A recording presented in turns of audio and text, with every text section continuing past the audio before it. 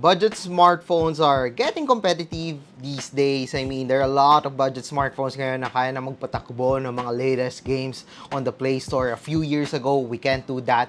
But now, we now have budget smartphones that can run games like Genshin Impact. One of them is the Realme Narzo 50A. Yes, this is the latest smartphone from Realme, and this one is really affordable.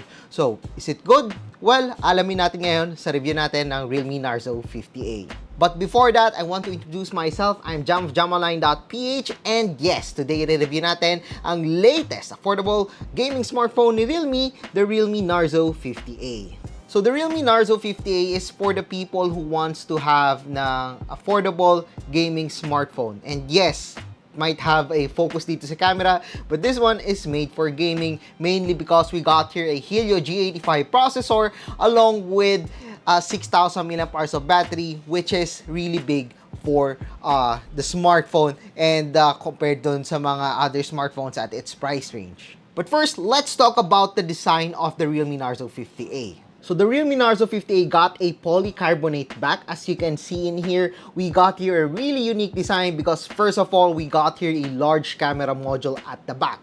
So it houses the triple lens camera, a 50 megapixel main, 2 megapixel macro, and a 2 megapixel depth, along with the rear fingerprint scanner. It actually looks cleaner than ever. I mean, yes, there are a lot of smartphones already na available sa market with the large camera module, and I'm happy to see na medyo malinis siya kasi sinama nila yung fingerprint scanner dito sa camera module. Of course, they also got here the Narzo logo just below the camera, and again, nagpapalinis siya lalo ng look dito sa likod ng Narzo 50A. As for the pattern, this one is very similar to other Realme Narzo smartphones. We got here the diagonal design at the back of the smartphone. Half of it, meron siyang diagonal design. Half of it, well, it's still a textured, similar texture lang siya dito sa dalawang sides.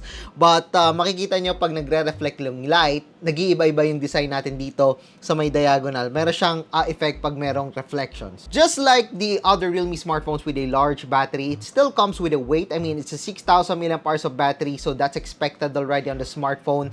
Meron siyang kabigatan. Yes, it's a little bit thick. Yes, but the ergonomics is still fine with me. I mean, they got the curves right on the smartphone. And since this one is made up of plastic or polycarbonate rather, mas madali siyang hawakan. And so far, wala akong problema kahit hindi ko gamitin yung jelly case sa smartphone na to.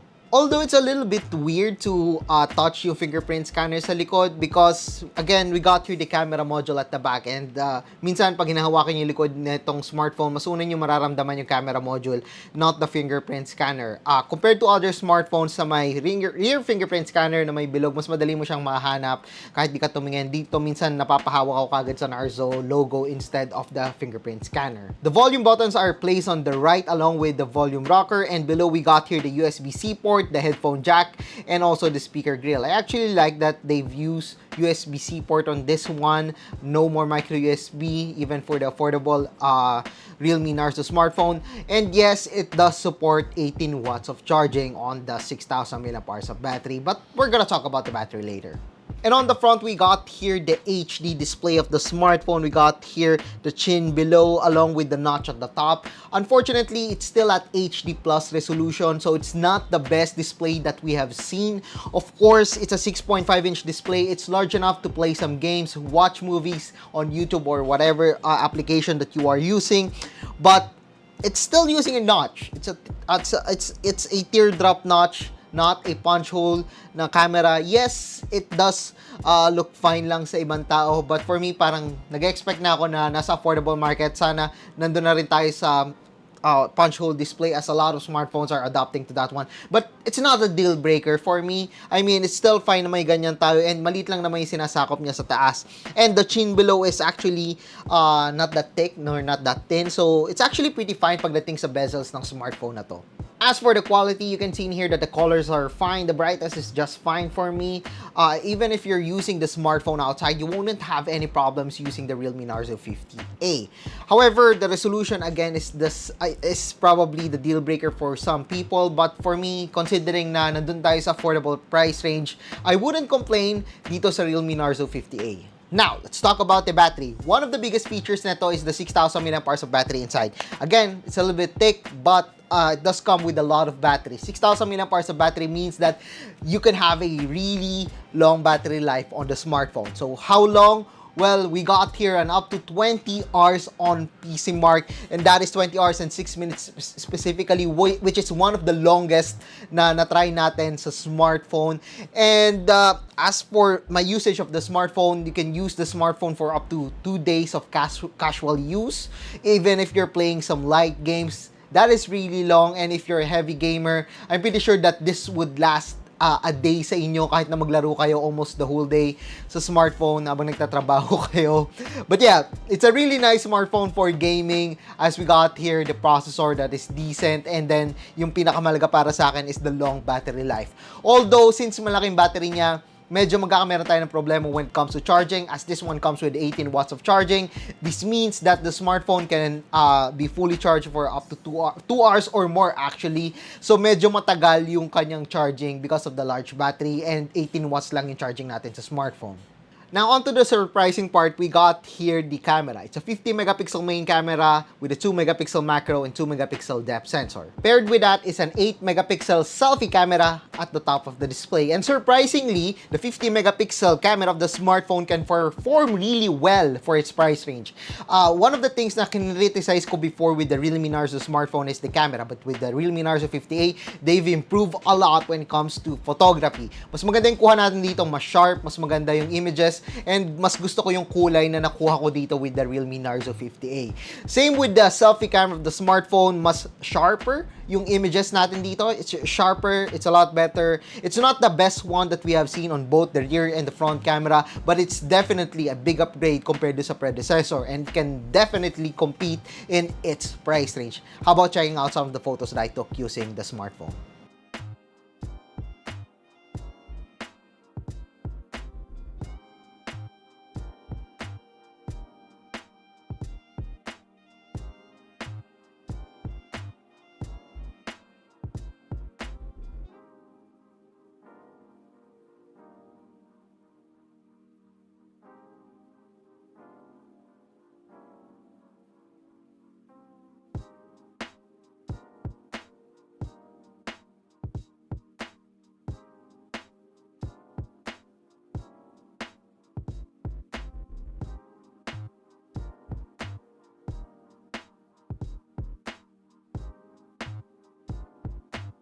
As for the software of the smartphone, we're using here Realme UI 2.0 based on Android 11. I'm actually pretty fun with it. I mean, it's fast, it's responsive. I do like the features that we're getting in here. Of course, you'll be getting the Android 11 features on the smartphone. So far, wala akong naging problema. It's pretty much the same experience that you can get with other Realme smartphones. It's fast, it is responsive. It comes with a lot of softwares like Realme Community, App Market, and a lot more. Some of them are not that useful for me, but it's actually not a distraction for me. But for the 64 gigs of storage, sa mga gusto talaga i-maximize yun, so probably you will delete some of them, but they have a really good optimization pagdating dito sa software ni Realme. For the performance, we got your Helio G85 processor along with 4 gigs of RAM and 64 gigs of internal storage. The Helio G85, that's good news. Maganda yung performance, and for some people, 4 gigs of RAM might be a little bit lacking. That is expected already for some people na, okay, 4 gig lang yan, medyo mababa yan. Yes, expected naman yon, but the performance of this one when it comes to gaming is pretty good. Actually, do check out some of the benchmarks that I took using the smartphone.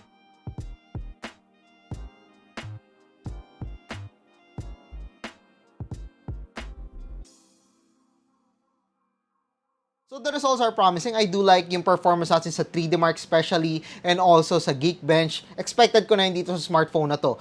But mas ma-appreciate ko sana, or some other people would appreciate yung kanyang performance if we got here a 90Hz display. If we're navigating on a 90Hz display sa menu, okay, mas mapapansin na, mas mabilis yung smartphone, gusto ko yung display niya, gusto ko yung transition niya, ma-appreciate sana nila. But for gamers, well, I'm pretty sure that you would appreciate the Helio G85. No questions, no doubts about it. Maganda yung G85 pagdating sa gaming. We're actually able to run games like Genshin Impact, although I have to set it at the lowest settings to make it enjoyable and playable on the smartphone.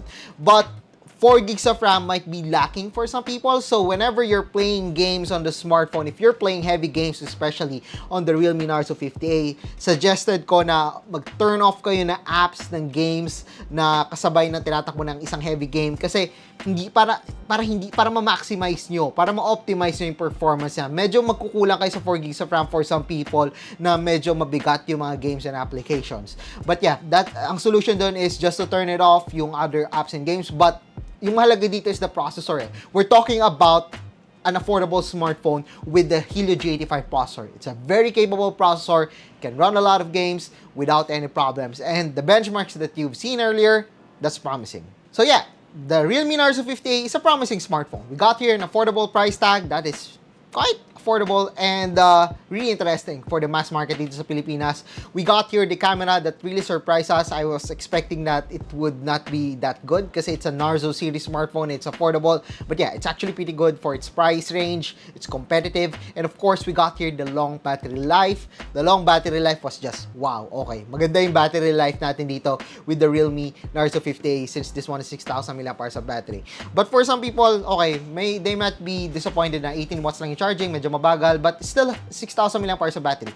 4 gigs of RAM, 64 gigs of storage, kulang sa kanila. Guys, ang mahalaga dito, meron tayong micro SD card slot, meron din tayo ditong Helio G85 which is yung core natin na kailangan pagdating sa gaming. So, the Helio G85 talaga is something that I really appreciate on the smartphone. And as for the display, well, it's HD+, but you got here a long battery life. The viewing angles naman are good, and you can still watch movies dito sa mas malaking display. So, that's thumbs up pa rin for me. So yeah, I guess that's it dito sa ating review of the Realme Narzo 50A. So if you like this video, don't forget to give us a thumbs up. And of course, don't forget to subscribe to our channel and be sure to click that subscribe button along with that bell button to get notified of our latest videos here sa aking YouTube channel. So once again, I'm JamJamOnline.ph. Thank you for watching and see you guys again sa susunod na video.